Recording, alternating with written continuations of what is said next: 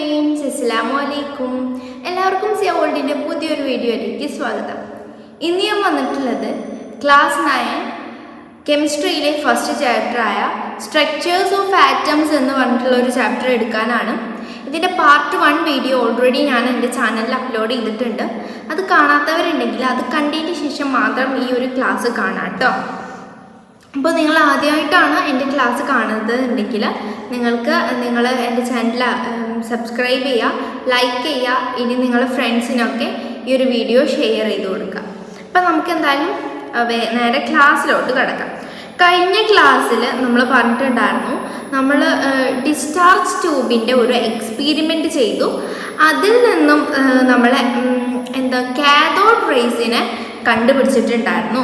അത്രയുമായിരുന്നു നമ്മൾ കഴിഞ്ഞ ക്ലാസ്സിൽ എടുത്തിട്ടുണ്ടായിരുന്നത്. ഇന്നത്തെ ക്ലാസ്സിലും നമ്മൾ അധികം ഒന്നും എടുക്കുന്നില്ല, കുറച്ചായിട്ട് തന്നെ എടുക്കുന്നുള്ളൂ. അപ്പോൾ നിങ്ങൾ കഴിഞ്ഞ ക്ലാസ്സിൽ ഞാൻ സ്ക്രീനിൽ ഇട്ടിട്ട് കാണിച്ചു തന്നിട്ടുണ്ടായിരുന്നു. അപ്പോൾ എനിക്ക് അധികം ഇതിൽ ഇതാക്കാൻ പറ്റില്ല, കാരണം എനിക്ക് അത്യാവശ്യം മെനക്കെട്ടിരുന്ന് എഡിറ്റ് ചെയ്യേണ്ട ആവശ്യം വരും. അപ്പം കൂടുതലായിട്ടും എക്സ്പ്ലെയിൻ ചെയ്ത് കാണിച്ചു തരില്ല. നിങ്ങൾ ടെക്സ്റ്റ് ബുക്ക് നന്നായിട്ട് ശ്രദ്ധിക്കുക കേട്ടോ. അപ്പോൾ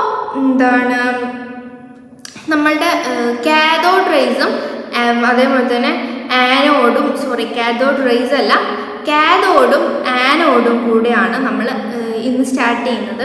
അപ്പോൾ കാഥോഡും ആനോഡും ഒക്കെ നിങ്ങൾക്ക് ഓർമ്മയുണ്ടാവുമല്ലോ. ഇനി ഓർമ്മയില്ലാത്തവർക്ക് വേണ്ടിയിട്ട് ഞാൻ ഇവിടെ തന്നെ കൊടുക്കാം, ജസ്റ്റ് എൻ്റെ ഒരു ഫിഗറിൽ. ആൻഡ് ദെൻ നമ്മൾ പറഞ്ഞിട്ടുണ്ടായിരുന്നു കാഥോഡ് റേസ് ആനോഡിലേക്ക് പോവും. അതൊക്കെ നിങ്ങൾക്ക് അറിയുന്ന കാര്യമാണ്. അപ്പം നിങ്ങൾ മനസ്സിലാക്കണം, ഈ ആനോഡിൽ ഷാഡോ വരും. എങ്ങനെയുള്ള കേസിലാണ് നമ്മൾ ആനോഡിൽ ഷാഡോ വരിക എന്ന് അറിയുമോ നിങ്ങൾക്ക്? എങ്ങനെയുള്ള കേസിലാണെന്ന് വെച്ചാൽ നമ്മളെ കാഥോഡ് റേ പോകുന്ന അവിടെ നമ്മൾ എന്തെങ്കിലും ഒരു ഒബ്ജക്റ്റ് വെച്ച് കഴിഞ്ഞാൽ അവിടെ ഒരു ഷാഡോ വരും. ആ ഒരു ഒബ്ജക്റ്റിൻ്റെ ഷാഡോ നമ്മളെ ആനോഡിൻ്റെ അടുത്തായിട്ട് വരും. ഓക്കെ, ക്ലിയർ ആയല്ലോ? ഞാൻ ഒന്നും കൂടി പറഞ്ഞുതരാം. നമ്മളെ ആനോഡും കാഥോഡും ഉണ്ട്. കാഥോഡ് ഇവിടെയാണ് വരിക, ആനോഡ് ഇവിടെയാണ് വരിക. ഈ ഒരു കേസിൽ നമ്മളെ ആനോഡിൽ നിന്നാണ് നമ്മളുടെ പോകുന്നത്, എനർജി പോകുന്നത്. ആ ഒരു കാഥോഡ് റേസ് പോകുന്ന സമയത്ത് നമ്മൾ അവിടെ അതിൻ്റെ നടുവിലായിട്ടോ അല്ലെങ്കിൽ കാഥോഡ് റേസ് പോകുന്ന ആ ഒരു വേലായിട്ട് നമ്മൾ എന്തെങ്കിലും ഒരു ഒബ്ജക്റ്റ് വെച്ച് കഴിഞ്ഞാൽ അതിൻ്റെ ഷാഡോ എവിടെ നിൽക്കുമെന്നാണ് പറയുന്നത്? ആനോഡിൽ നിൽക്കും. ആനോഡിൻ്റെ അവിടെ ആയിട്ട് അതിൻ്റെ ഒരു ഷാഡോ ഉണ്ടാവും. നമ്മൾ ആദ്യം മനസ്സിലാക്കണം, ഇതൊരു സ്ട്രെയിറ്റ് ലൈനാണ്. ഇപ്പം ഞാൻ പറഞ്ഞ ഈ ഒരു കാര്യം എന്ന് പറയുന്നത് ഇതിൻ്റെ ഓരോ ഫീച്ചേഴ്സാണ്. ഓക്കെ, ഈ കാഥോഡ് റേസിൻ്റെ അവിടെ നമ്മൾ ടെക്സ്റ്റ് ബുക്കിൽ ഫിഗർ ഉണ്ട്. ഈ കാഥോഡ് റേസിൻ്റെ അവിടെ ഒരു പ്ലസ് പോലത്തെ ഒരു സംഭവമാണ് അവിടെ കൊടുത്തിട്ടുള്ളത്.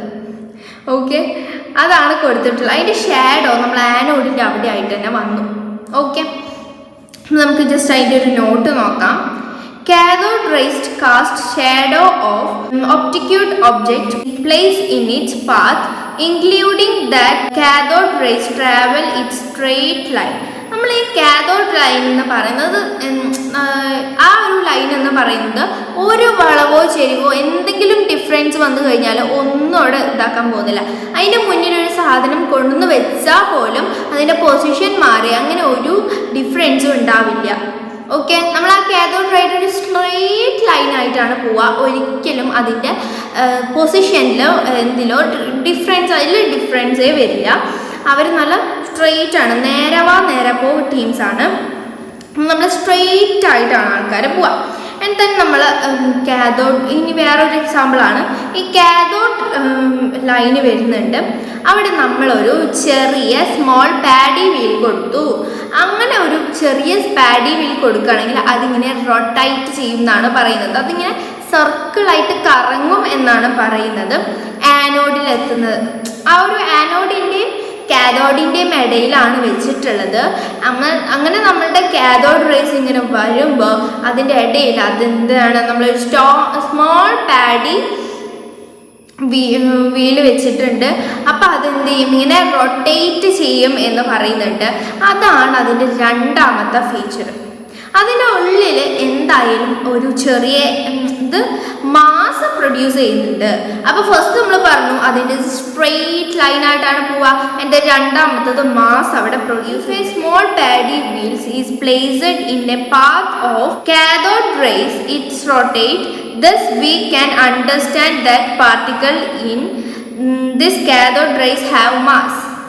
അതെ, അവിടെ മാസ് ഉണ്ടെന്നാണ് അപ്പം നമ്മൾ കണ്ടുപിടിക്കാൻ കഴിഞ്ഞിട്ടുള്ള ഒരു കാര്യം.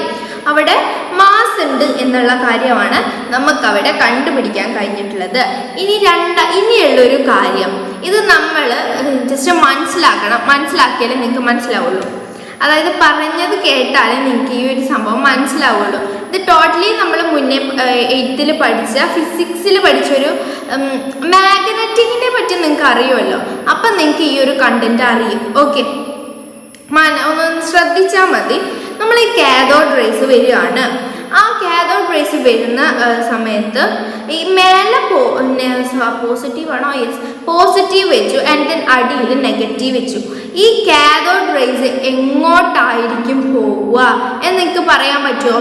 നമ്മുടെ ടെക്സ്റ്റ് ബുക്കിൽ പിക്ചർ ഉണ്ട്, അപ്പം നിങ്ങൾക്ക് എല്ലാവർക്കും പറയാൻ പറ്റും. അതെന്തായാലും പോസിറ്റീവിലേക്കാണ് പോകുന്നത്. അപ്പം നിങ്ങൾ ആലോചിക്കാം, യെസ്, ഇത് ചിലപ്പോൾ അതിനൊരു ആഗ്രഹം അല്ലെങ്കിൽ പോസിറ്റീവിനോടാവും ഇഷ്ടം തോന്നിയിട്ടുണ്ടാവുക, അതുകൊണ്ടായിരിക്കും അങ്ങോട്ട് പോയത്. ഈ പോസിറ്റീവിനോട് തന്നെ എന്തായാലും ഇഷ്ടം തോന്നില്ല. കാരണം എന്താണ്? അവർ രണ്ടുപേരും ഒരേ വർഗമാണ്, ഒരേ കുടുംബമാണ്, ഇഷ്ടം തോന്നില്ല. അപ്പോൾ ഈ കാഥോഡ് റേസ് ആരായിരിക്കും? തീർച്ചയായിട്ടും നെഗറ്റീവ് ആയിരിക്കും ഈ കാഥോഡ് റേസ് എന്ന് പറയുന്നത്. ആരായിരിക്കും? തീർച്ചയായിട്ടും ഈ കാഥോഡ് റേസ് എന്ന് പറയുന്നത് നെഗറ്റീവ് ആയിരിക്കും. അപ്പോൾ നമ്മൾ കാഥോഡ് റേസ് നെഗറ്റീവ് ആയിരിക്കും. ഈ കാഥോഡ് റേസ് പോകുന്നത് എങ്ങോട്ടാണോ? പോസിറ്റീവിലോട്ടാണ്. അപ്പോൾ നെഗറ്റീവിലേക്ക് പോവില്ല. അവർ രണ്ടും ഒരേ കുടുംബങ്ങൾ ഇഷ്ടപ്പെടുന്നില്ല. അപ്പം നമ്മൾ മനസ്സിലാക്കുക, ഇത് ഒരിക്കലും എന്ത് ചെയ്യില്ല. ഈ കാഥോഡ് റേസ് എന്ന് പറയുന്നത് അതിൻ്റെ മേലെ നെഗറ്റീവും അടിയിൽ പോസിറ്റീവും, അല്ലെങ്കിൽ മേലെ നെഗറ്റീവും അടിയിൽ പോസിറ്റീവും, സോറി ഇത് തന്നെയല്ലേ നേരത്തെ പറഞ്ഞത്. ഓക്കെ, മേലെ പോസിറ്റീവും അടിയിൽ നെഗറ്റീവ് കൊടുത്താലും അവിടെ എങ്ങോട്ട് തന്നെ പോവുള്ളൂ? പോസിറ്റീവിലോട്ട് തന്നെ പോവുള്ളൂ. കാരണം നമ്മളെ കാഥോഡ് റേസ് എന്ന് പറയുന്നത് നെഗറ്റീവാണ്. ഓക്കെ, ഇത്രയും ക്ലിയർ ആണോ? ഇത് നമുക്ക് ജസ്റ്റ് അതിൻ്റെ നോട്ട് വായിക്കാം. When an electric field is applied on both sides of the ray, they are found to be attract towards the positive side, the path of the cathode rays get. എന്തായിരിക്കും? നമ്മൾ നേരത്തെ പറഞ്ഞ കാര്യം തന്നെയാണ്. അതെന്തായാലും positive സൈഡിലോട്ടേ പോവുകയുള്ളൂ. കാരണം നമ്മൾ കാഥോഡ് റേസ് എന്ന് പറയുന്നത് ആരാണ്? നെഗറ്റീവാണ്. ജസ്റ്റ് അത്ര മനസ്സിലാക്കി വെച്ചാൽ മതി. ഇനി നമ്മളുടെ ഈ ഒരു കുന്തം എടുക്കാം. ഈ കുന്തമല്ല, നമ്മൾ സയൻറ്റിസ്റ്റ് എക്സ്പീരിമെൻറ്റ് ചെയ്യുന്ന ഇതെടുക്കാം. അതിൽ നമ്മൾ കാഥോഡ് റേസും ഇതൊക്കെ ഉണ്ട്, പിന്നെ ഗ്ലാസ് ട്യൂബ് ഉണ്ട്, അങ്ങനെ അല്ലാതെ എല്ലാതും വെച്ചു. അതിൽ നമ്മൾ ഏത് രീതിയിലും, ഇപ്പോൾ ഓക്സിജൻ ആയിക്കോട്ടെ ഹൈഡ്രജൻ ആയിക്കോട്ടെ, ഏത് ഗ്യാസ് കയറ്റിയാലും ഇതേ പാറ്റേൺ തന്നെയാണ് ഇവരൊക്കെ കണ്ടിന്യൂ ചെയ്യുന്നത്. ഇനി അവിടെയുള്ള നമ്മൾ പറഞ്ഞു അവിടെ സിങ്ക് സൾഫൈഡ് ആയിരുന്നു കൊടുത്തിട്ടുണ്ടായിരുന്നത്. അത് മാറ്റി വെച്ചാലും എന്താണ് ഇവിടെ സംഭവിക്കുന്നത്? ഒരേ മെത്തേഡാണ് ഇവിടെ സംഭവിക്കുക. ഒരു വ്യത്യാസവും ഉണ്ടാവില്ല. ഓക്കെ, അപ്പം നമ്മൾ ഏത് ഗ്യാസ് മാറ്റിയാലും അതിൻ്റെ കാഥോഡ് പ്രോപ്പർട്ടിയിൽ ഒരു വ്യത്യാസവും ഉണ്ടാവില്ല. അത്ര മനസ്സിലാക്കിയാൽ മതി. ഇനി ഗ്യാസ് പോട്ടെ, നമ്മൾ സിങ്ക് സൾഫൈഡ് പോലത്തെ ഏതെങ്കിലും ഒരു ഒബ്ജക്റ്റ് ആണ്, വേറെ ഏതെങ്കിലും ഒരു ഒബ്ജക്റ്റ് ആണ് അവിടെ വെച്ചതെന്നുണ്ടെങ്കിലും അവിടെ ഒരു വ്യത്യാസം ഉണ്ടാവില്ല. എന്താണോ നേരത്തെ സംഭവിച്ചത് അത് തന്നെയായിരിക്കും. കാരണം ഇവർ ഒരു നേരെ പോകുന്ന ആളുകളാണ്. ഇവർ ഇവിടേക്കും തിരിയാൻ നിൽക്കാറില്ല, മറിയാൻ നിൽക്കാറില്ല. ഓക്കെ, നേരെ പോകുന്ന ആളുകളാണ് കേട്ടോ. The properties of the cathode rays do not change, nor changing the gas inside the tube or the metals with which the electrons are made with, including that the particles in the cathode rays are present in all substance. Thus particles are electrons. അപ്പോൾ നമ്മൾ ഇലക്ട്രോൺസിനെ പഠിച്ചു. But എപ്പോൾ പഠിച്ചു എന്ന് നിങ്ങൾ സംശയിക്കേണ്ട, നിങ്ങൾ മനസ്സിലാക്കുക, ഈ കാഥോഡ് റേസിനെ തന്നെയാണ് നമ്മൾ ഇലക്ട്രോൺസ് എന്ന് പറയുന്നത്. കൺഫ്യൂഷൻ ആവരുത്. ഈ കാഥോഡ് റേസ് തന്നെയാണ് നമ്മുടെ ഇലക്ട്രോൺസ്. നമ്മൾ ഈ കാഥോഡ് റേസ് എന്ന് പറഞ്ഞു, അങ്ങനെയാണ് കണ്ടുപിടിച്ച് ഇത് ഇലക്ട്രോൺസ് ആണെന്ന് സയന്റിസ്റ്റുമാർ കണ്ടുപിടിച്ചത്. ഓക്കെ, അപ്പൊ നമ്മൾ ആദ്യം പറഞ്ഞു ഡിസ്ചാർജ് ട്യൂബ് എക്സ്പെരിമെന്റിലൂടെയാണ് ഈ ഒരു കുന്തം തുടങ്ങിയത് അല്ലേ. നമ്മളൊരു ഡിസ്ചാർജ് ട്യൂബ് എക്സ്പെരിമെന്റ് തുടങ്ങി, അതിൽ നമ്മൾ കാഥോഡ് റേസിനെ കണ്ടുപിടിച്ചു. അതാണത്രേ നമ്മളെ ഇലക്ട്രോൺസ്. ഇത്ര എളുപ്പമാണോ ഇലക്ട്രോൺസിനെ കണ്ടുപിടിക്കാൻ? വലിയ എളുപ്പമൊന്നും അല്ല കേട്ടോ, അവർ കുറേ ദിവസം കൊണ്ട് കണ്ടുപിടിക്കുന്നതായിരിക്കും. അപ്പം എന്താണ്, നമ്മളെ ഡിസ്ചാർജ് ട്യൂബ് എക്സ്പെരിമെന്റ് ആദ്യം അവർ തുടങ്ങി. നമ്മളെ ഇലക്ട്രോൺസ് കണ്ടുപിടിക്കുകയല്ലായിരുന്നു അവരുടെ ലക്ഷ്യം. അപ്പോൾ എന്താണ്, ഡിസ്ചാർജ് ട്യൂബ് എക്സ്പെരിമെന്റ് തുടങ്ങി. ആ ഒരു സമയത്ത് എന്തുണ്ടായി, നമ്മൾ അവർ ഇങ്ങനെ കണ്ടുപിടിച്ച് വരുമ്പോൾ നമ്മൾ കഴിഞ്ഞ ക്ലാസ്സിൽ പറഞ്ഞിട്ടുണ്ടായിരുന്നു, കാഥോഡ് റേസ് അവർ കണ്ടുപിടിച്ചു എന്ന് ഞാൻ പറഞ്ഞല്ലോ. അവർ കാഥോഡ് റേസ് കണ്ടുപിടിച്ച ഓരോ ഘട്ടങ്ങളും ഞാൻ നിങ്ങൾക്ക് കാണിച്ചു തന്നതാണ്. അപ്പം അങ്ങനെ ഒരു കാഥോഡ് റേസ് കണ്ടുപിടിച്ചു. ഇപ്പം നമ്മളിതാ ആ ഒരു കാഥോഡ് റേസിനെ തന്നെയാണ് അവർ ഇലക്ട്രോൺസ് എന്ന് പറയുന്നത്. ബട്ട് അതിൻ്റെ കുറച്ച് ഫീച്ചേഴ്സാണ് നമ്മൾ ഇത്രയും നേരം പറഞ്ഞിട്ടുണ്ടായിരുന്നത് കേട്ടോ. ജെ തോമസ് ആണ് നമ്മൾ ഇലക്ട്രോൺസ് ഡിസ്കവർ ചെയ്തത്. ജെ തോമസ് ആണ് ഈ ഒരു സംഭവം കണ്ടുപിടിച്ചിട്ടുണ്ടായിരുന്നത്. അതായത് ഇതാണ് ഇലക്ട്രോൺസ് എന്ന് ആളായിരുന്നു കണ്ടുപിടിച്ചിട്ടുണ്ടായിരുന്നത്. നമ്മൾ ഈ ഇലക്ട്രോൺസിൽ മാസും ചാർജും ഉണ്ടെന്ന് ഈ ജെ തോമസിന് കണ്ടുപിടിക്കാൻ പറ്റിയിട്ടില്ല. അതെന്തായിരിക്കും? ആള് പറഞ്ഞു ഇത് ഇലക്ട്രോൺസ് ആണെന്ന്. ഇതിന്റെ മാസും ചാർജും ഉണ്ടോ എന്ന മാസും ചാർജും എന്താണെന്നുള്ള കാര്യം ജെ തോമസിന് കണ്ടുപിടിക്കാൻ സാധിച്ചിട്ടില്ല.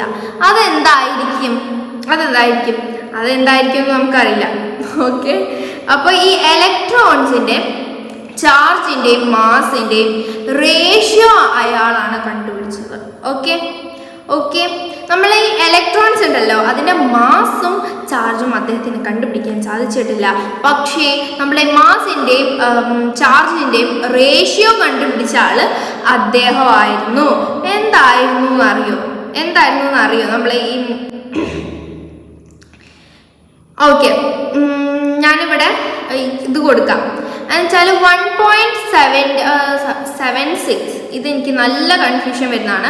നമ്മൾ പോയിന്റ് കഴിഞ്ഞിട്ട് കൂട്ടി വായിക്കരുത്. Okay, 1.76 × 10^11² coulomb of per kilogram. Okay, clear അല്ലേ? അപ്പം ഇതാണ് നമ്മൾ ഈ കൂൾ എന്ന് പറയുന്നത് ചാർജിൻ്റെ യൂണിറ്റ് ആണ്, ആൻഡ് കിലോഗ്രാം എന്ന് പറയുന്നത് മാസിന്റെ യൂണിറ്റ് ആണ്. അത് ജസ്റ്റ് മനസ്സിലാക്കി വെക്കുക കേട്ടോ. അപ്പോൾ നിങ്ങൾ മനസ്സിലാക്കുക, ജെ തോമസ് ആണ് നമ്മുടെ ഇലക്ട്രോൺസ് കണ്ടുപിടിച്ചതെങ്കിലും ബട്ട് അദ്ദേഹം മാസും ചാർജും കണ്ടുപിടിച്ചിട്ടില്ല. ഇത് നമ്മളെ കൺഫ്യൂഷൻ ആക്കുന്നതാണ്. അദ്ദേഹം മാസും ചാർജും കണ്ടുപിടിച്ചിട്ടില്ല, ബട്ട് അദ്ദേഹം മാസിന്റെയും ചാർജിന്റെയും കൂടിയുള്ള റേഷ്യോ കണ്ടുപിടിച്ചിട്ടുണ്ട്. ഓക്കെ, ഇത്രയും ക്ലിയർ ആണെങ്കിൽ അപ്പം നമ്മൾ ഇലക്ട്രോൺസ് പഠിച്ചു. ഇലക്ട്രോൺസ് എന്ന് പറഞ്ഞിട്ടുള്ള ഒരു സെക്ഷൻ നമ്മൾ കംപ്ലീറ്റ് ചെയ്തു. ഇലക്ട്രോൺസ് എങ്ങനെയാണ്, എന്തൊക്കെയാണ് എന്നൊക്കെ നമ്മൾ ഇന്ന് പഠിച്ചു. ഇനി നമ്മൾ പഠിക്കാൻ പോകുന്നത് ഡിസ്കവറിങ് ഓഫ് പ്രോട്ടോൺസ്. ഇനി നമ്മൾ പ്രോട്ടോൺസിനെയാണ് കണ്ടുപിടിക്കാൻ പോകുന്നത്. കണ്ടുപിടിക്കാൻ പോകുന്നത്. ഓക്കെ, കണ്ടുപിടിച്ചത് കാണാൻ പോകുന്നത്. ഓക്കെ, ഈ എന്താണ് പ്രോട്ടോൺസ് കണ്ടുപിടിച്ച 2 സയന്റിസ്റ്റുമാരെ ഫോട്ടോസ് ഞാൻ ഇവിടെ കൊടുക്കാം. ഓക്കെ, ഇവർ 2 പേരുമാണ് എന്ത് കണ്ടുപിടിച്ചിട്ടുണ്ടായിരുന്നത്, നമ്മളെ പ്രോട്ടോൺസ് കണ്ടുപിടിച്ചിട്ടുണ്ടായിരുന്നത്. ഓക്കെ, ഞങ്ങൾക്ക് ഒന്ന് വിശദീകരിച്ച് തരാം. അതായത് ഓരോ സെക്ഷനായിട്ട് പറഞ്ഞുതരാം. കാഥോഡ് ഉണ്ട്, ആനോഡ് ഉണ്ട്. ആനോഡിന് നമുക്ക് കുത്തു ഇട്ട് കൊടുക്കാം. കുത്തല്ല, ഹോൾ ഇട്ടു, കുറച്ച് ഹോൾസ് ഇട്ടിട്ടുണ്ടായിരുന്നല്ലോ. അങ്ങനെയാണ് നമ്മൾ ഇലക്ട്രോൺസ് കണ്ടുപിടിച്ചത്. മറക്കരുത്, കഴിഞ്ഞ ക്ലാസ്സിൽ നമ്മളൊക്കെ കാണിച്ചു തന്നതാണ്. നമ്മൾ കുറച്ച് ഹോൾസ് ഇട്ട് കൊടുത്തു. അതിന് മുന്നിലായിട്ട് സിങ്ക് സൾഫൈഡും വെച്ച് കൊടുത്തു. അപ്പം അവിടെ ഇങ്ങനെ തിളങ്ങണ ആ ഒരു കാര്യം ഉണ്ടായി. ഞാൻ കുറേ പ്രാവശ്യം പറഞ്ഞാണ്, ഇനി പറയാൻ ഞങ്ങൾക്കിടില്ല. കഴിഞ്ഞ ക്ലാസ്സിൽ നമ്മൾ ഒരുപാട് പ്രാവശ്യം പറഞ്ഞതാണ്. അപ്പം എന്താണ്, അവിടെ ഒരു തിളക്കം ഉണ്ടായി എന്ന് പറഞ്ഞു. അപ്പം ഇത് നമ്മൾ മുന്നേ ചെയ്ത ഒരു കാര്യമാണ്. ഇനി നമ്മൾ അതിനൊന്ന് മാറ്റി പിടിക്കാൻ പോവാണ്. നമ്മൾ കഴിഞ്ഞതിൽ എന്തായിരുന്നു, നമ്മൾ ഈ ഇലക്ട്രോൺസ് കണ്ടുപിടിക്കാൻ നമ്മൾ ആനോഡിലല്ലേ കുറച്ച് ഹോൾസും സൾഫൈഡൊക്കെ വെച്ചത്. ഇപ്പം ഈ ഒരു കേസിൽ നമ്മൾ എന്ത് ചെയ്തു എന്നറിയോ, കാഥോഡിൽ ഈ ഒരു സംഭവം മെത്തേഡ് ഫിറ്റ് ചെയ്തു. നമ്മളെ കാഥോഡിൽ കുറച്ച് ഹോൾസ് ഇട്ട് കൊടുത്തു, അതിൻ്റെ ബാക്കിൽ സിങ്ക് സൾഫൈഡ് വെച്ചു. ഇപ്പം ഇവിടെ എന്തായിരിക്കും സംഭവിക്കുക? ഒരു കൺഫ്യൂഷനും ഇല്ല. നമ്മൾ കഴിഞ്ഞ ക്ലാസ്സിൽ പറഞ്ഞതാണ്, അവിടെ ഒരു പവർ ഇങ്ങനെ പോകുന്നു പറഞ്ഞിട്ടുണ്ടായിരുന്നു. ആ ഒരു പവറിന് നമ്മൾ കാഥോഡ് റേസ് എന്ന പേരിട്ടിട്ടുണ്ടായിരുന്നു. ഇത് ആനോഡിൽ നിന്ന് കാഥോഡിലേക്കല്ലേ പോണത്. കഴിഞ്ഞ ക്ലാസ്സിൽ നമ്മൾ പറഞ്ഞതിൽ, അതായത് നമ്മൾ ഇലക്ട്രോൺസ് കണ്ടുപിടിച്ചതിൽ കാഥോഡിൽ നിന്നും ആനോഡിലേക്കാണ് പോയത്. അപ്പം അത് നമ്മൾ കാഥോഡ് റേസ് എന്ന് പറഞ്ഞു. ഇത് ആനോഡിൽ നിന്ന് കാഥോഡിലേക്ക് പോകുന്ന പറഞ്ഞാൽ കാഥോഡ് റേസ് എന്ന് പറയാം. നിങ്ങൾക്ക് വേണമെങ്കിൽ അങ്ങനെ പറയാം. എന്തായാലും നമുക്ക് ടെക്സ്റ്റ് ബുക്കിലും അതേപോലെ തന്നെയാണുള്ളത്. കാഥോഡ് റേസ് അല്ലെങ്കിൽ കാനൽ റേസ്. ഓക്കെ. അപ്പോൾ ഇത് ജസ്റ്റ് മനസ്സിലാക്കി വെക്കുക. അപ്പം നമ്മൾ എന്താണ് പ്രോട്ടോൺ കണ്ടുപിടിക്കാൻ ചെയ്തത്? ഇനി ഇത് സക്സസ് ആവുമെന്നൊന്നും നമുക്കറിയില്ല. എന്തായാലും പ്രോട്ടോൺ കണ്ടുപിടിക്കാൻ വേണ്ടിയിട്ട് ഈ ഒരു ആനോഡിൽ കഴിഞ്ഞതിന് നമ്മൾ അതായത് ഇലക്ട്രോൺ കണ്ടുപിടിക്കാൻ വേണ്ടി നമ്മൾ ആനോഡിൽ ചെയ്ത ആ ഒരു തന്നെ നമ്മൾ എന്ത് ചെയ്തു, കാഥോഡിലും ചെയ്തു. ഈ ഒരു സെക്ഷനിലെത്തിയപ്പോൾ അപ്പം അതിന് ആനോഡ് റേസ് എന്ന് പറഞ്ഞിട്ടുള്ള ഒരു പേര് വരികയും ചെയ്തു കേട്ടോ. പക്ഷേ നമ്മൾ ഈ കാഥോഡ് റേസ് പോലെയല്ല. നമ്മൾ ആനോഡ് റേസ് എന്ന് പറയുന്നത് ആള് നല്ല, അതായത് ഈ പൈസ കണ്ടാൽ ഇങ്ങോട്ടും പോകുന്ന ആളാണ്. ആൾക്ക് എന്തെങ്കിലും അവിടെ ഒരു തടഞ്ഞു നിർത്തുന്ന എന്തെങ്കിലും ഒരു ഇത് വന്നു കഴിഞ്ഞാൽ അതിൻ്റെ പല പ്രോപ്പർട്ടിയിൽ നല്ല ചേഞ്ച് വരും. ഇപ്പോൾ H2O2 HE അതോ അങ്ങനെയുള്ള എന്താക്കിയാലും അതിൻ്റെ പ്രോപ്പർട്ടിയിൽ നല്ല ചേഞ്ചസ് വരുന്നുണ്ട്. അങ്ങനെ H2O സ്മോളസ്റ്റും ആൻഡ് ലൈറ്റസ്റ്റുമായത് ആ ഒരു റേ എന്ന് പറയുന്നത്, നമ്മൾ ആനോഡ് റേ എന്ന് പറയുന്നത് നല്ല സ്മോളസ്റ്റും ആൻഡ് നല്ല ലൈറ്റസ്റ്റുമായി മാറുകയാണ് ചെയ്തത്. ഓക്കെ. ഇനി നമ്മൾ പറയുന്നത് ഇതിൻ്റെ വേറൊരു കാര്യമാണ്. ഈ പ്രോട്ടോൺസ് ഉണ്ടല്ലോ, ഈ പ്രോട്ടോൺസ് എന്ന് പറയുന്നത് സത്യം പറഞ്ഞു കഴിഞ്ഞാൽ ആരാണ് കണ്ടുപിടിച്ചതെന്ന് എപ്പോഴും കൺഫേം ആയിട്ടില്ല. അതിനൊരു റീസൺ ഉണ്ട്. ഈ പ്രോട്ടോൺസിന് എന്താണ്, അതായത് ഇത് പോസിറ്റീവ് ചാർജ് പ്രഷർ ആണെന്ന് കണ്ടുപിടിച്ച ആളാണ് ഗോൾസ്റ്റെയിൻ ആണ് ഈ ഒരു സംഭവം കണ്ടുപിടിച്ചിട്ടുണ്ടായിരുന്നത്. ബട്ട് ഈ പ്രോട്ടോൺ എന്ന് വിളിച്ച ആളെ പേരാണ് റൂദർഫോർഡ്. ഓക്കെ. അപ്പോൾ ഇവർ രണ്ടുപേരും ഉണ്ട്. ഇപ്പം ഇവർ രണ്ടുപേരിൽ നമ്മൾ ആരെ സെലക്ട് ചെയ്യുക? അപ്പോൾ ഇതുവരെ ആരാണ് ശരിക്കും പ്രോട്ടോൺ കണ്ടുപിടിച്ചത് എന്ന് ഇതുവരെ കിട്ടിയിട്ടില്ല കേട്ടോ. ഇനി നമ്മൾ പറയുകയാണെങ്കിൽ ഈ നമ്മളുടെ നമ്മളുടെ സ്വന്തം ആറ്റത്തെ പറ്റിയാണ്. നമ്മൾ സ്ട്രക്ചേഴ്സ് ഓഫ് ആറ്റംസ് ആണ് ഈ ഒരു പാഠത്തിൽ പഠിക്കുന്നത്. നമ്മൾ ഈ സ്വന്തം ആറ്റത്തിൽ നമ്മൾ പറഞ്ഞു ഇലക്ട്രോൺ ഉണ്ട്, പ്രോട്ടോൺ ഉണ്ട്, പിന്നെ ഒരാളും കൂടി ന്യൂട്രോൺ ഉണ്ടെന്ന് നമ്മൾ കഴിഞ്ഞ ക്ലാസ്സിൽ പറഞ്ഞു. ഇപ്പം നമ്മൾ ഇലക്ട്രോണെ പറ്റിയും പ്രോട്ടോണെ പറ്റിയും പറഞ്ഞു, പ്രോട്ടോൺ വിളിച്ച ആളെ പറ്റിയും പറഞ്ഞു, പ്രോട്ടോൺ എന്ന് പേരിട്ട കാര്യമൊക്കെ നമ്മൾ പറഞ്ഞു. അപ്പോൾ ഈ ഇലക്ട്രോണും പ്രോട്ടോണും ഈ ന്യൂക്ലിയസിനുള്ളിൽ എവിടെയാണ് കൺഫ്യൂഷൻ ആവണുണ്ടോ? എവിടെയാണ് ഇവർ നിൽക്കണതെന്ന് അറിയോ? എങ്കിൽ നമ്മളത് അറിയണം. ഇതിന് നമ്മുടെ ടെക്സ്റ്റ് ബുക്കിൽ നമുക്ക് കുറച്ച് ഇൻട്രസ്റ്റിംഗ് ആക്കാൻ വേണ്ടിയിട്ട് നമുക്ക് കുറച്ച് പ്ലംസിൻ്റെ ഒക്കെ തന്നിട്ടുണ്ട്. ഒരു പ്ലം കേക്ക് തന്നിട്ടുണ്ട്. ക്രിസ്മസിനല്ലേ നമ്മൾ പ്ലം കേക്ക് ഉണ്ടാക്കുക. അപ്പോൾ ഈ പ്ലം കേക്കൊക്കെ തന്നിട്ടുണ്ട്. നമ്മൾ സത്യം പറഞ്ഞു കഴിഞ്ഞാൽ ഇവിടെ പ്ലം കേക്ക് തരാനൊരു റീസൺ ഉണ്ട്. വെറുതെ നിങ്ങൾക്ക് പ്ലം കേക്ക് തരാൻ നിങ്ങൾക്ക് വാട്ടർമെലോൺ തരാം. ഓക്കെ. ഞങ്ങളിവിടെ വാട്ടർമെലോണിൻ്റെ ഒരു കൃഷിയുണ്ട്. അപ്പം ഞാൻ നിങ്ങൾക്ക് കുറച്ച് വാട്ടർമെലോൺസ് തരാം. അപ്പോൾ അവർ പ്ലം കേക്ക് തന്നതിന് ഒരു കാരണമുണ്ട്. അതേപോലെ തന്നെ ഞാൻ നിങ്ങൾക്ക് വാട്ടർമെലോൺ തന്നതിന് ഒരു കാരണമുണ്ട്. ഓക്കെ. എന്തായിരിക്കും ഞാൻ വാട്ടർമെലോൺ തന്നതിന്? നമ്മൾ ഈ പ്ലം കേക്കിൻ്റെ അതേ കോപ്പിയാണ് ഞാൻ വാട്ടർമെലോണിലും എടുത്തിട്ടുള്ളത്. അപ്പോൾ നമുക്ക് ആദ്യം പ്ലം കേക്ക് പഠിക്കാം. കാരണം വാട്ടർമെലോൺ നമ്മളെ ടെക്സ്റ്റ് ബുക്കിലില്ല, ജസ്റ്റ് എക്സാമ്പിളിന് വേണ്ടി തന്നതാണ്. നമുക്ക് പ്ലം കേക്കിൽ എന്താണ് സംഭവം എന്നുള്ള കാര്യം നോക്കാം. ഈ പ്ലം കേക്ക് എന്ന് പറയുന്ന ഒരു മോഡൽ ആറ്റമാണ്. കൺഫ്യൂഷൻ ആവണ്ട, അതൊരു ഹെഡിങ് ആണ്, ഞാൻ ജസ്റ്റ് പറഞ്ഞതാണ്. ഈ പ്ലം കേക്ക് എന്ന് പറയുന്നത് ഒരു മോഡൽ ആറ്റമാണ്. അതേപോലെ തന്നെ വാട്ടർ മെലോൺ എന്ന് പറയുന്നത് ഒരു മോഡൽ ആറ്റമാണ്. ഓക്കെ, അപ്പോൾ JJ തോമസ് ആണ് കേട്ടോ ഈ ഒരു സംഭവം കണ്ടുപിടിച്ചിട്ടുണ്ടായിരുന്നത്. ഈ നമ്മളൊരു പ്ലം കേക്ക് ഉണ്ടാക്കുകയാണെന്ന് വിചാരിക്കുക. അപ്പോൾ അല്ലെങ്കിൽ പ്ലം കേക്ക് നമ്മൾ വാങ്ങിക്കുകയാണെന്ന് വിചാരിക്കുക. നമ്മളൊരു പ്ലം കേക്ക് വാങ്ങുകയാണ്, അത് യൂണിഫോം ആയിട്ട് ഡിസ്ട്രിബ്യൂട്ട് ചെയ്ത് കിടക്കുന്നുണ്ടാവും. കുറച്ച് നട്ട്സ്, അതേപോലെ തന്നെ കാഷ്യൂ, അതേപോലെ കുറച്ച് മുന്തിരിയൊക്കെ, കറുത്ത മുന്തിരിയൊക്കെ ഇങ്ങനെ കിടക്കുന്നുണ്ടാവും ചുറ്റും. അത് ഡിസ്ട്രിബ്യൂട്ട് ആയിട്ട് യൂണിഫോം ആയിട്ട് കിടക്കുന്നുണ്ടാവും, ഓരോ സൈഡിലും മാത്രമല്ല.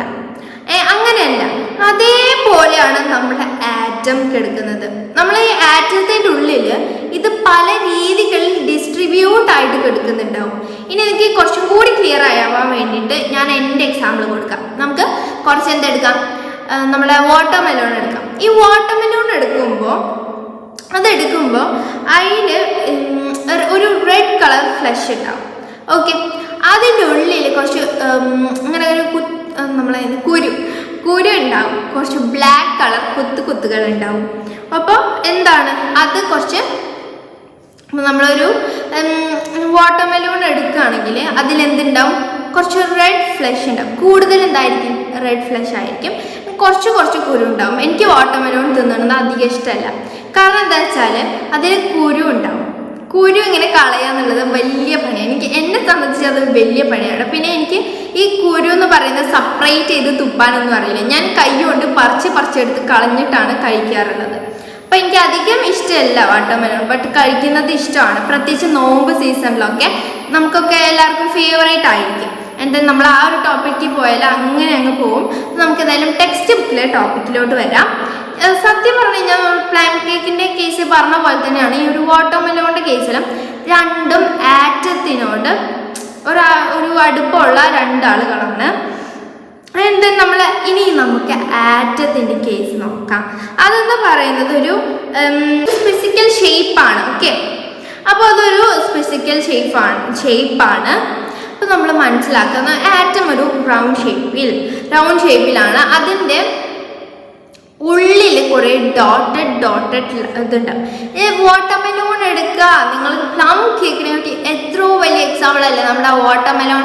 അപ്പോൾ നമ്മൾ വാട്ടർ മെലോൺ എടുക്കുക, അതിൽ റെഡ് ഫ്ലഷ് ഉണ്ട്. അത് നിങ്ങൾ എന്ത് ചെയ്യാം, അതൊക്കെ നമ്മുടെ പോസിറ്റീവാണ്. അത് മുഴുവൻ പോസിറ്റീവാണ്. ആൻഡ് ദെൻ നമ്മൾ അതിലുള്ള ചെറിയ ഡോട്ടഡ് കുറച്ച് കുരു ഉണ്ടാവുമല്ലോ, അതിൽ എന്തായാലും കുരുകൾ ഉണ്ടാവും. അപ്പോൾ അത് നിങ്ങൾ നെഗറ്റീവ് എടുക്കുക, ആ കുരുകൾ നെഗറ്റീവ് എടുക്കുക. ഇതേപോലെ തന്നെയാണ് നമ്മൾ സ്പെരിക്കൽ ഷേപ്പിൽ വരുന്നത്.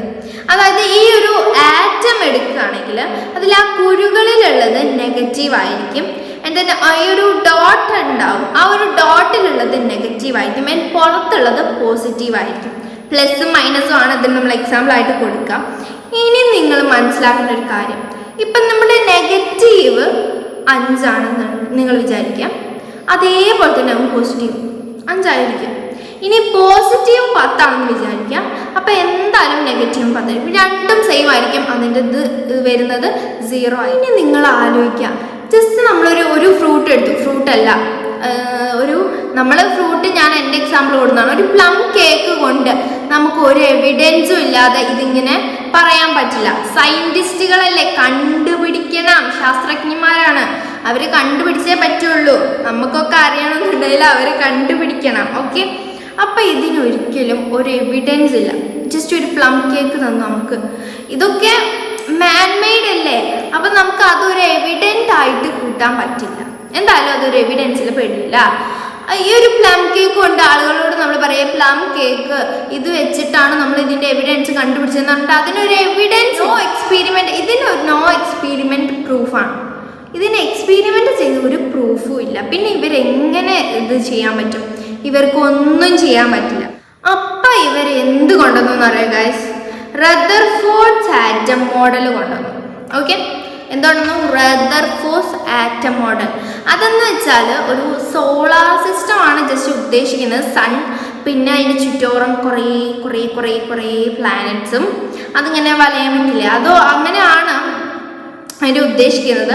അപ്പോൾ ഈ ഒരു ടോപ്പിക്ക് നമ്മൾ അടുത്ത ക്ലാസ്സിലാണ് എടുക്കുന്നത്. ഓക്കെ, ഈ ഒരു അടുത്തൊരു നമ്മൾ ആറ്റം മോഡൽ നമ്മൾ നോക്കുന്നത് അടുത്ത ക്ലാസ്സിലാണ്. അപ്പം അടുത്ത ക്ലാസ് എന്തായാലും കാണണം. ഓക്കെ, ഞാൻ നാളെ ആയിട്ട് തന്നെ ഈ ഒരു ക്ലാസ് അപ്ലോഡ് ചെയ്യും.